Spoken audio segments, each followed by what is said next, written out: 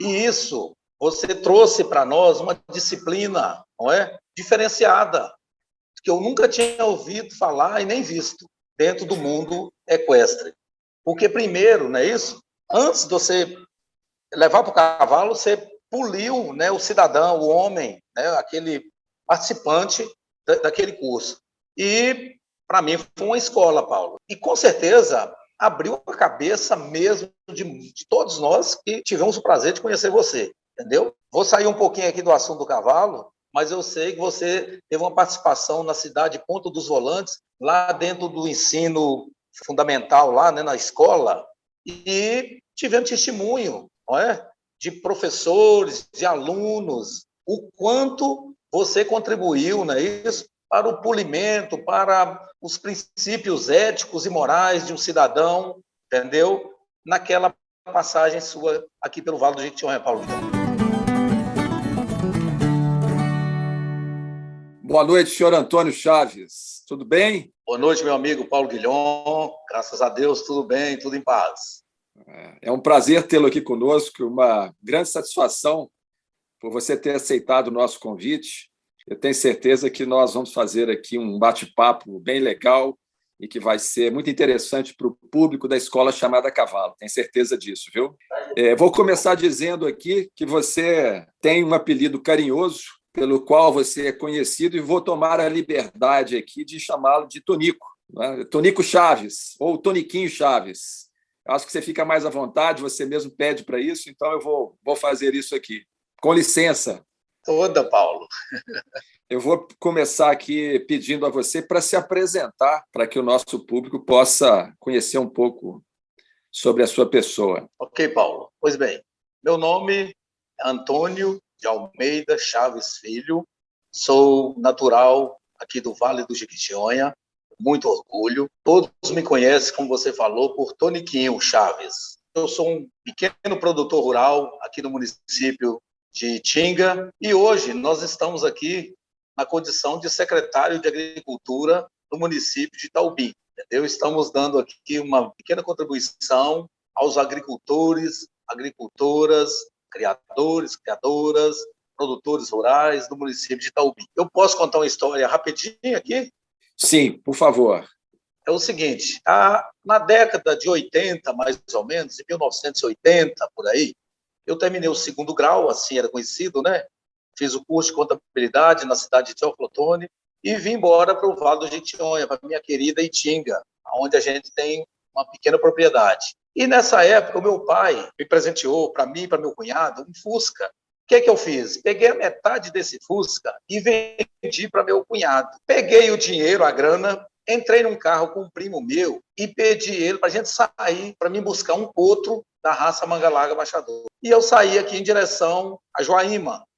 Lá em Joaíma, nós tivemos na fazenda do senhor Lídio Araújo, que era dono do Herdade Machixe, que era dono do Patrimônio de Santa Lúcia, que era o Sururu, cavalos de renome nacional, que você conhece, né? O Herdade Machixe, depois foi vendido por Hugo Vero Mendes de Carvalho, entendeu? Aí não consegui comprar o potro do seu Lídio Araújo. Tocamos para frente, fomos até a fazenda do senhor Geraldo Magalhães, na cidade de Felisburgo. E lá, o seu Geraldo, na época, tinha um cavalo muito famoso chamado Abaíba Eclipse, onde eu adquiri um potro, filho desse cavalo, chamava Expoente de Santa Marta. Com muita alegria, com muito prazer, né? Com a metade do dinheiro do Fusca, eu paguei o potro e trouxe esse potro para a propriedade nossa em Tinga, onde criei um belo cavalo e aí nós começamos a iniciar a criação de cavalos, entendeu? Depois, mais tarde, adquirimos também um reprodutor, o senhor Walter Blanc, lá de Carlos Chagas, até um cavalo da linhagem Catuni, entendeu? Filho do Catuni Guavinipan, e sei que você conhece bem a história, né? Sim. Mais tarde, adquiri um cavalo de origem passatempo, que veio para o Vale do Jequitinhonha, para o senhor Delbrando Fulgêncio, na cidade de Araçuaí, entendeu? Adquiri um cavalo deles lá. Conclusão, juntamos, né, fizemos essa mistura todinha e conseguimos construir, né, um criatório, qual eu sou apaixonado por ele, né, que a gente conseguiu com muita luta, com muito esforço, E aí começamos também a entrar nos muares, aonde adquirimos, né, asininos, jumentos, a criação do coronel Epaminondas da Cunha Melo, da cidade de Jequitinhonha. Depois adquiri animais da criação da Dona Maria Araújo, lá em Joaíma. E fizemos essa mistura de tinta, né, criadores, de genética, e temos hoje alguns exemplares, né, tanto da raça manga larga machador, como os muares e os asininos. Ok, Paulo? Muito Mais bom, ou Tonico. menos a história é Não, essa aí. muito bem descrita essa história. Faltou você falar para nós o nome do seu criatório.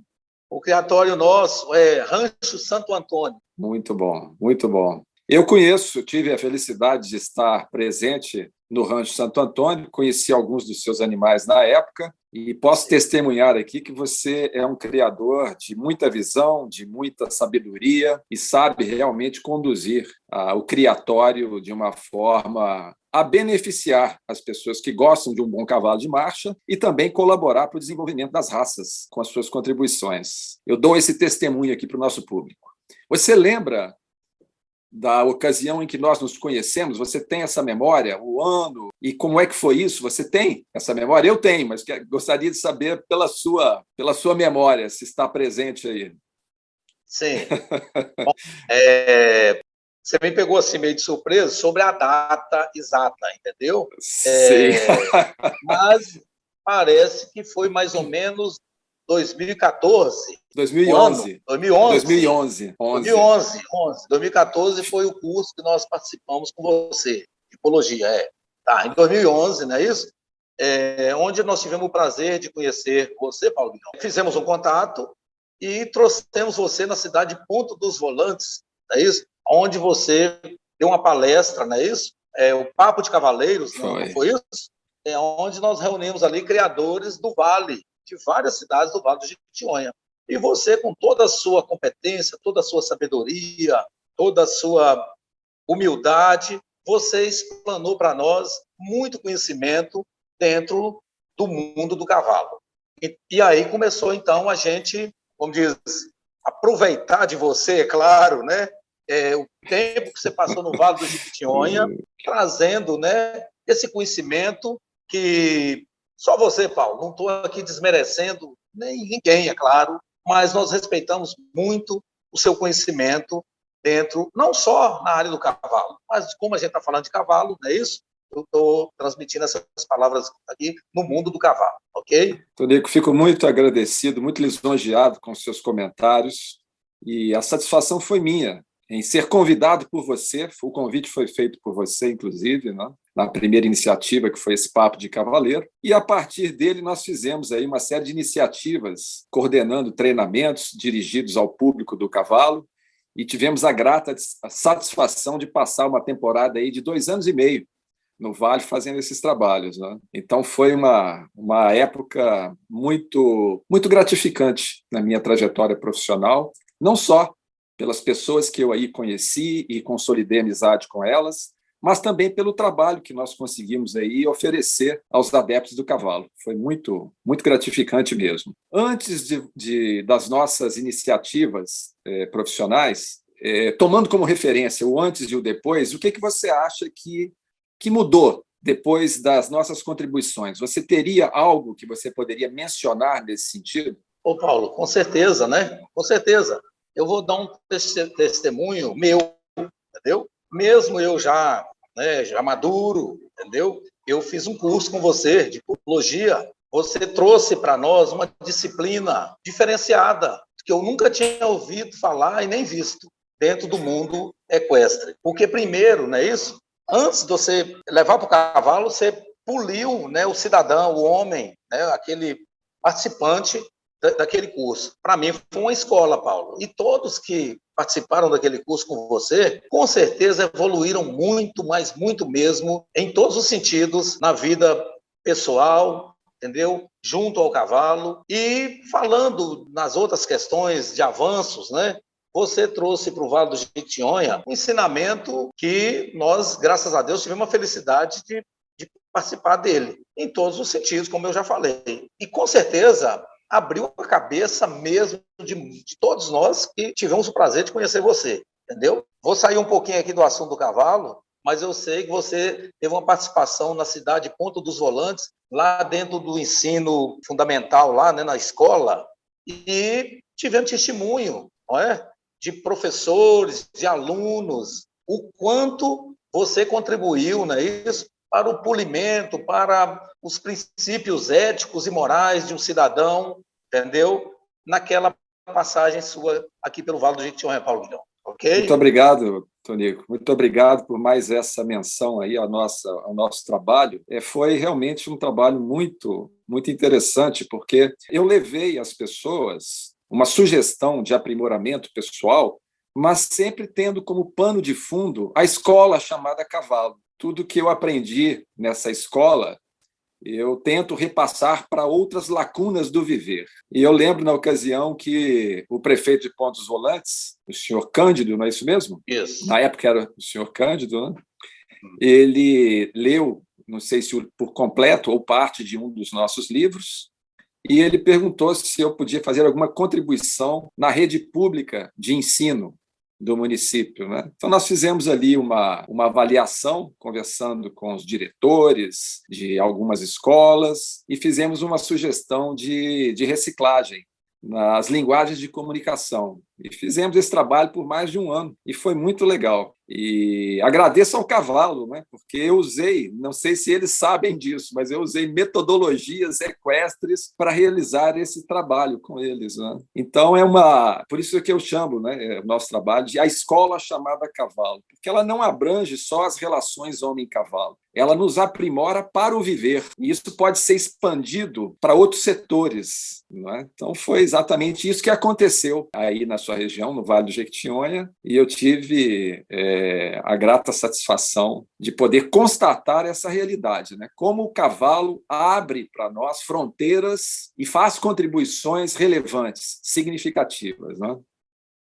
Bom, você acha que um trabalho, quando ele é bem dirigido para os sistemas de manejo e de treinamento, isso agrega valor ao cavalo, Tonico, na sua opinião? Sem dúvida. Eu posso dar esse testemunho porque num curso, né, eu volto a repetir, que a gente realizou com você, com o professor Paulo Guilhom, a gente viu isso, né, de alguns animais que foram usados naquele curso, não é isso? Dentro da maneira certa, dentro da maneira correta, os ajustes, né, que você nos colocou naquele momento ali, o quanto evoluiu aquele animal durante aquele curso, não é isso? Você lembra muito bem, né? Eu acho que, infelizmente ou felizmente, as associações, né, as raças equestres do Brasil deveriam ter mais o cuidado de aproveitar mais a escola chamada Cavalo através do professor Paulo Guilhom. Obrigado, Tonico. Nós temos tentado fazer algumas contribuições, por isso que nós escrevemos livros, né? Justamente para fazer essas contribuições. E agora, nessa era digital, nós temos outras ferramentas que também podem ser usadas e que são de maior alcance, um alcance mais rápido e mais abrangente. Então, dentro daquilo que nos cabe, né, dentro das nossas possibilidades, nós temos tentado fazer algumas contribuições. Mas, voltando à questão do cavalo, o manejo é executado por aquele profissional que nós chamamos de peões e ou cavalariços, né? Depende da região, esse termo é modificado. O cavalo, para ele evidenciar os seus potenciais, sejam eles estéticos ou funcionais, ele precisa ser bem manejado e bem treinado. Mas quem é que maneja e quem treina os cavalos? São os peões, né? São os cavalariços. Na sua opinião, o que você acha que poderia ser feito, né, para que nós melhorássemos a atuação desses profissionais, dos peões, dos cavalariços, para que eles pudessem depois realizar de uma melhor maneira um manejo de treinamento? O que você acha que poderia ser feito? Ô Paulo, bom, no meu modo de ver, entendeu? Assim, sem querer agredir criadores, nem raça nenhuma, mas o que eu acho que deveria fazer, é claro, com algumas exceções, entendeu? Era pegar do zero, porque acabar com o modismo, porque, você me perdoe, tem muitos cavalariços, né, que ele quer inventar moda, e aí não vai, você me entendeu? A partir da hora que tiver a humildade, né, de ouvir, de acessibilidade nas coisas, eu acho que nós poderíamos avançar muito, mas muito mesmo. O pior, meu amigo, que nem todos, é claro, mas o brasileiro às vezes empolga, vou usar essa palavra aqui, entendeu? Muito rápido. E eu aprendi com você, entendeu? Todo dia eu tenho certeza que Paulo Guilhom está aprendendo. E olha para você ver quem é Paulo Guilhom, não é assim? Agora o caboclo começa a selar um cavalo, aí hoje, amanhã ele já está querendo ser professor, já está querendo dar aula, ele não escuta ninguém, você me entendeu? Aí fica difícil, porque cada um traça uma moda, um rumo diferente para o cavalo, você me entendeu? Se nós desmanchasse tudo e pegasse Paulo Guilhom, entendeu? E falasse, vamos começar zero, eu acho que aí a coisa avançava muito mais, porque o cavalo não tem culpa nenhuma, Paulo, com certeza, você sabe disso, não é? Com certeza. Eu tenho já há praticamente 3 décadas ou mais sugerido a implantação das escolas de formação profissional, uma iniciativa que eu penso que é de responsabilidade das próprias associações, porque quando uma pessoa resolve criar cavalos, ela precisa ser respaldada pela sua associação. E eu acho que a melhor orientação de uma associação seria advertir o novo criador da importância de um profissional qualificado para atendê-lo. Porque, às vezes, ele compra um plantel de ótimos animais, constrói uma infraestrutura que atenda aos seus objetivos, mas nós temos que lembrar que, dentro desse sistema, existirá um agente operador, que é o peão, que é o cavalariço. Então, se ele não tiver uma atuação profissional competente, pode comprometer todo o desenvolvimento desse sistema. Então, acho que cada associação poderia ter a sua escola de formação profissional, porque cada raça de cavalos tem as suas particularidades, que são delineadas pelo próprio perfil do cavalo que representa aquela raça. Então, eu sempre sugeri isso, né? Cada associação ter uma escola, formar esses profissionais para poder fomentar esse mercado. Não é? A coisa que mais, na minha opinião, compromete a equidicultura brasileira ainda é a desqualificação dos profissionais que atuam nesse setor. Concordo plenamente, concordo plenamente. Até, eu vou mudar um pouquinho o assunto aqui, nós estamos indo agora, dia 3, para a eleição da ABCJ Pega, do Jumento Pega. Associação Brasileira de Criador do Jumento Pega. Do qual eu sou associado, né, e já até mandei meu voto.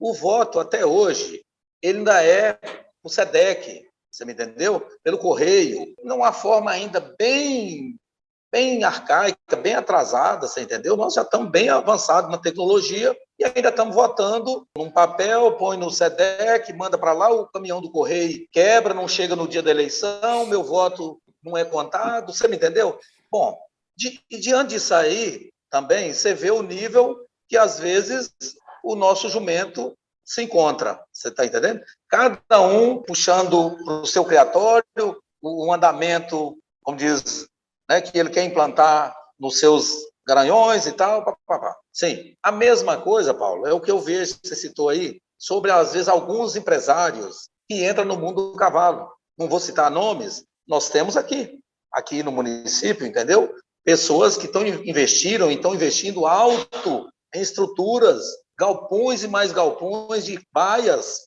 certo? E áreas enormes de capineira. E, de repente, o principal, né, que é o cavalariço, que é a assessoria técnica da associação, para não deixar o caboclo gastar tanto dinheiro à toa. Eu acho que cavalo não é luxo, não é? Cavalo, pelo contrário, eu acho que cavalo que é uma coisa bem simples para ele, não é? Desde que ele sinta bem, não é assim? E, às vezes, a maioria acha que é o contrário, que eu tenho que fazer uma cocheira, gastar na minha cocheira ali milhões para me criar cavalo. Não é, né, Paulo?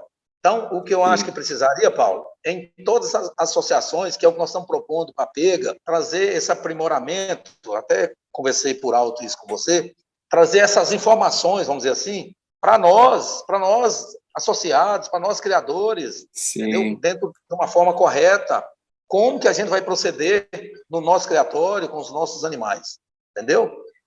Eu sempre digo que o nível de discernimento dos criadores, ele sinaliza o desenvolvimento de uma raça, né? Quanto maior o nível de discernimento que os criadores tiverem, maiores benefícios eles poderão prestar àquela raça. Você falou uma coisa importantíssima, que é essa questão da individualidade. Cada criador estabelece uma diretriz própria e quer conduzir a seu modo o criatório. Muitas vezes, em contrariedade àquilo que o padrão racial sugere, né? Então, para nós criarmos a chamada identidade racial, nós temos que seguir o padrão, sermos fiel a esse padrão, sem inventar modas, não é? E é uma questão de nós conscientizarmos os criadores a respeito disso, para que eles não saiam do trilho, não é? Às vezes, você, numa mesma raça, você visita 10 criatórios e não consegue, entre esses 10 criatórios, estabelecer uma identidade racial. Às vezes, os animais de um criatório, mesmo sendo da mesma raça, são completamente diferentes dos animais da criatório. Diferentes, inclusive, morfologicamente, né? Funcionalmente, entre outras questões. Então, isso atesta para nós o que você acabou de dizer, que é uma falta de direção comum por parte dos criadores. É fundamental. E esses gastos exagerados e desnecessários poderiam ser evitados, porque, como você bem disse, a referência de conforto e de bem-estar do cavalo não é igual à dos humanos. Muitas vezes nós usamos as nossas referências para oferecê-las para o cavalo, né? Baia com ar-condicionado, com som ambiente, com piso forrado de borracha. Isso não é referência de conforto equino, né? Então, é um equívoco por falta de conhecimento da etologia equina, que é a ciência que estuda hábitos, comportamentos, instintos e a natureza psíquica e emocional desses animais, né? É isso mesmo, estou de acordo com você, meu amigo. Eu queria fazer uma provocação aí com uma pergunta que é a seguinte: quais hoje seriam os problemas que mais afetam o bom andamento do seu criatório? Quais, na sua opinião, seriam os problemas da maioria dos criadores? E como é que você acha que isso poderia ser solucionado, né, esses problemas? Bom, eu vou falar aqui um dos problemas de andamento hoje, infelizmente, iniciou por talvez alguns reprodutores indevidos que foram usados dentro da raça. Eu estou falando do Manga-Larga Machador, não é isso? Que foram iniciados na raça Manga-Larga Machador. Não vou citar nomes de linhagem, de criadores, é claro, mas isso aí eu acho que foi um dos pecados no início, né, da criação. Enfim. A outra questão é o seguinte, como a gente acabou de falar há pouco aí, seria o manejo mal feito, a precipitação do dono do cavalo, juntamente com o cavalariço, de passar a sela logo para cima do lombo do bicho, antes da hora, você entendeu? E isso eu acho que é um dos pecados, porque você abre a boca de um potrinho aí hoje, talvez ele não tem nem muda e já tem uma sela no lombo. Você me entendeu? Como você mesmo nos ensinou na época, né, do nosso curso, nas escolas lá da Europa, um bom cavalo, ele está pronto para lida a partir do quê? Uns 10 anos, vamos dizer assim. Não é isso? Você me corrige aí, entendeu?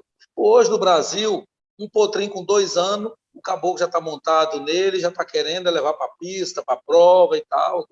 Então, essa talvez, eu não sei nem te expressar. Essa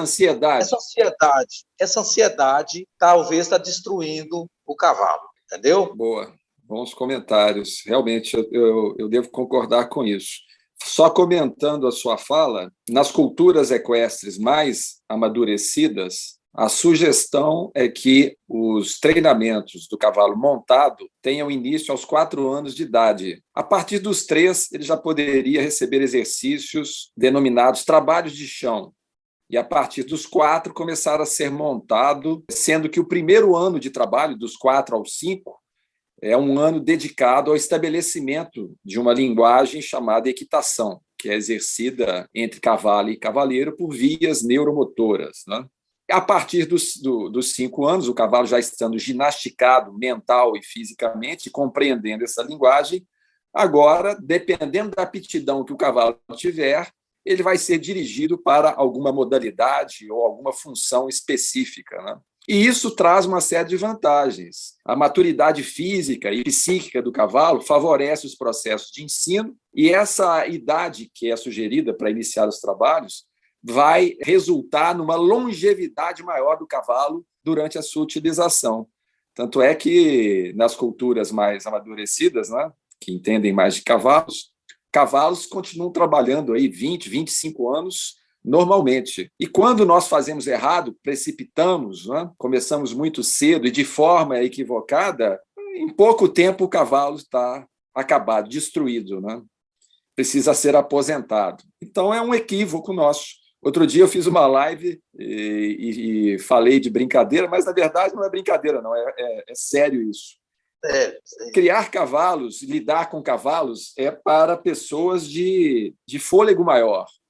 Quem quer resultados rápidos precisa criar galinhas ou peixes, né? Cavalo requer um fôlego maior, né? Os processos são de médio a longo prazo, não é para qualquer um, né? Então, nós temos que ter essa consciência de que a coisa acontece pouco a pouco, e para nós chegarmos a bons resultados, os processos precisam ser bem conduzidos. Quais processos? Os de criação, manejo e treinamento. Esses precisam ser bem conduzidos para nós chegarmos a bons resultados. Com relação a esses problemas do cotidiano, né, que existem em todos os criatórios, você acha que o que nós oferecemos nas nossas iniciativas profissionais favorece os empreendimentos equestres, ou seja, os sistemas que utilizam cavalos, quando nós recomendamos ali, por exemplo, uma melhor qualificação profissional ou até mesmo processos, metodologias de ensino que respeitem os limites do cavalo, você acha que isso aí vai de encontro à solução desses problemas, Tonico? Ô, Paulo, sem dúvida, né, Paulo? Não tem nem dúvida, entendeu? Basta nós aqui no Brasil, entendeu? Deixar o lado, talvez, econômico e financeiro, não todos, é claro, mas tem muitos criando cavalos só pensando no resultado financeiro, entendeu? Infelizmente, né, não estou aqui para criar atrito com ninguém, mas hoje é leilão, um atrás do outro, você me entendeu? É o caboclo pensando em faturamento. Eu acho que se nós começar a pensar por esse lado, nós não vamos criar cavalo nunca no Brasil. Eu lembro que você, uma época, eu tive comentando com você sobre o passo fino, lá na Colômbia, e você me falou como que é conduzida aquela raça na Colômbia, a seriedade que é conduzida o cavalo na Colômbia, a raça passo fino. A partir da hora que a gente colocar a seriedade mesmo na raça, entendeu? Largar o lado econômico de lado, é claro que a gente tem sim, se você produz, você tem que vender, né, aquele produto, não é assim? Mas não pode ser também só pensando no lado financeiro. Aí nós começamos a criar cavalos e melhorar, sim, essa questão que você levantou aí, com muita propriedade. Ótimo.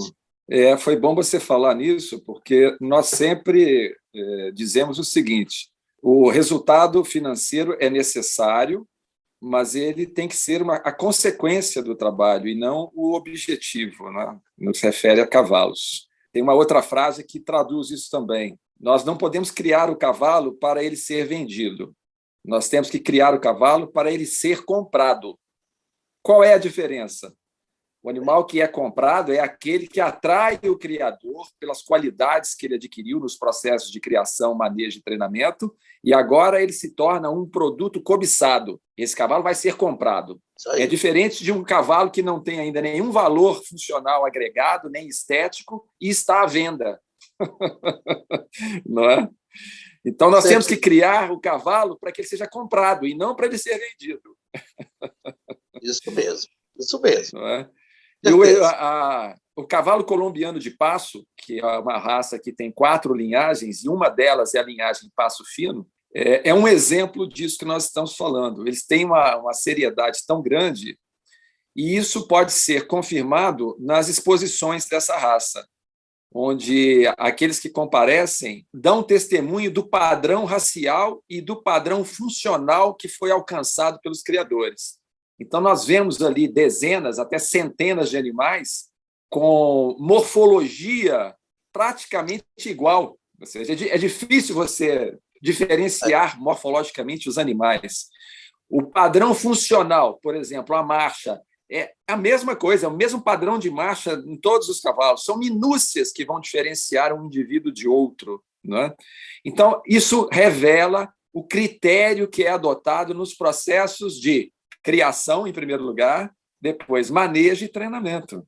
Isso é criar cavalo com seriedade, não é? Seguindo o padrão recomendado pela própria associação que rege aquela raça. Eu vou lhe pedir para você oferecer para os nossos convidados, como criador experiente, como cavaleiro experiente que você é, né, de décadas e décadas saboreando o cavalo, eu não vou chamar de conselhos, mas eu vou me referir a isso como sugestões, dicas de um criador experiente para que eles pudessem respeitar o cavalo e chegar aos resultados pretendidos. O que você poderia dizer a esse respeito para os nossos espectadores, Tonico? Eu não sei se eu tenho, né, esse conhecimento para passar essa mensagem para quem está nos ouvindo, entendeu? Só falo o seguinte, vamos pisar no freio um pouquinho, pensar um pouco antes de tomar qualquer atitude, não é?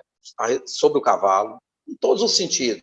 Aquilo tudo que nós falamos para trás ali, eu quero resumir aqui em poucas palavras. E ouvir quem realmente conhece. Ao invés do caboclo fazer pergunta para mim, hoje nós temos, né, graças a Deus aqui, essa lenda viva chamada Paulo Guilhom, entendeu? Que eu e todos os demais, entendeu? Temos a liberdade de ligar e tirar nossas dúvidas. A hora que eu tiver qualquer dúvida aqui, você pode ter certeza. A primeira pessoa que eu vou pegar o telefone e ligar é para Paulo Guilhom. Certo, Paulo? Agora, dentro da minha humildade, eu acho o seguinte, vamos respeitar o cavalo, não é? Vamos respeitar o cavalo, dá para ele aquilo que ele mais quer, que é a liberdade, não é isso? É um pasto na altura, não é? Que você, falando de pasto, você foi um dos pioneiros aqui na região, inclusive lá em casa, em fazer a gente implantar o Tifton, não é? Nas propriedades, a ponto aqui de ter referências de alguns produtores que plantaram para alimentar seus animais e até comercializar, através da escola chamada Cavalo, Paulo Guilhom. Entendeu, Paulo? Então, é esse recado que eu dou aqui para os amigos. Vamos dar tempo ao cavalo, né? Vamos preparar o cavalo realmente na hora devida, não é? Vamos dar liberdade ao cavalo, vamos deixar esse modismo de lado, vamos ouvir. Não vou achar que só eu que sei, que eu não preciso de ninguém. Não, vamos ouvir as pessoas, vamos trocar experiências, não é? E vamos ouvir Paulo Guilhom, ok? Tonico, vamos falar aqui aquela frase que nós conhecemos bem, mas vamos repeti-la aqui para os nossos espectadores, né? Isso se aplica a tudo, mas vamos falar aqui no meio equestre. No meio equestre, há sempre aqueles que sabem menos, aqueles que sabem mais, porém, ninguém sabe tudo. Ninguém sabe tudo. Temos que ter essa humildade de entender que estaremos sempre como aprendizes nessa trajetória junto ao cavalo. Eu agradeço muitíssimo por você ter aceitado o nosso convite, por todas as referências que você ofereceu ao nosso público. Agradeço pelos elogios, apesar de serem imerecidos, né? Vou fazer o possível para poder merecê-los algum dia, me esforçarei para isso. Espero, em breve, ir comer um dourado na brasa, na beira do Jequitinhonha, lá na sua casa. A sede do nosso Tonico Chaves aqui é à beira do Rio Jequitinhonha, e no final da tarde nós assistimos aquele pôr do sol maravilhoso, refletindo nas águas do Rio Jequitinhonha, e muitas vezes comendo um dourado assado na grelha ali. Não é isso mesmo, meu amigo? Aí, meu amigo. Guilherme, Grande satisfação. Para mim foi um prazer enorme, entendeu? Receber esse convite de você para a gente dar essa pequena contribuição aqui, não é? Ou, pelo contrário, aprender com você, é claro. Eu só quero, Paulo, deixar aqui, né, para finalizar, o nosso agradecimento em nome do Vale do Jequitinhonha, entendeu? Pela sua passagem aqui nessa terra maravilhosa, e você mesmo, né, apaixonado por ela, com certeza, e por tanto ensinamento, né, que você plantou aqui. Como eu já falei, repito, dando a sua contribuição na sala de aula para crianças, alunos, professores, produtores, agricultores, enfim, toda a sociedade do Vale do Jequitinhonha. Você não sabe o quanto nós fomos gratos por isso, viu? Você pode ter certeza disso. E nós só temos a te agradecer. Ok, Paulo? Fica aqui o nosso abraço e que Deus continue te dando saúde para você estar colaborando com a equicultura do Brasil. Ok? Grande abraço. Tonico, essa terra estará sempre no meu coração.